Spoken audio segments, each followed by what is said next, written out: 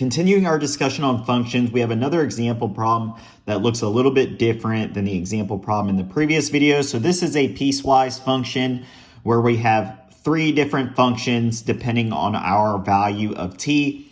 And we want to evaluate the following. So for part A, we'll evaluate g of -6.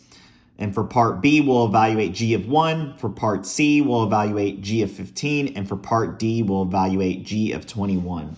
So the three steps to solve this example problem is we want to determine which function to use. So based on our t values, which function do we want to use based on their boundary conditions?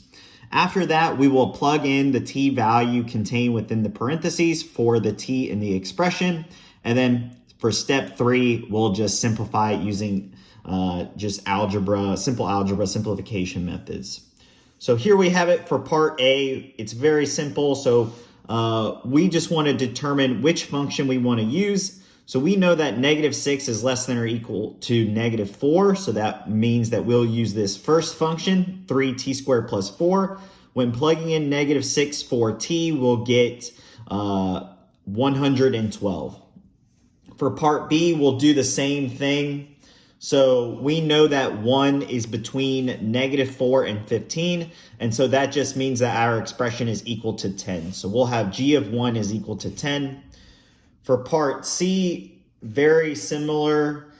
We know that 15 is less than or equal to 15. So it's still within this second term here, or the second boundary here. So we know that g of 15 is equal to 10. And for the last part, we have g of 21, and we know that 21 is greater than 15. And so we'll use the 1 minus 6t expression. And so when plugging 21 in for t, we'll get g of 21 is equal to -125.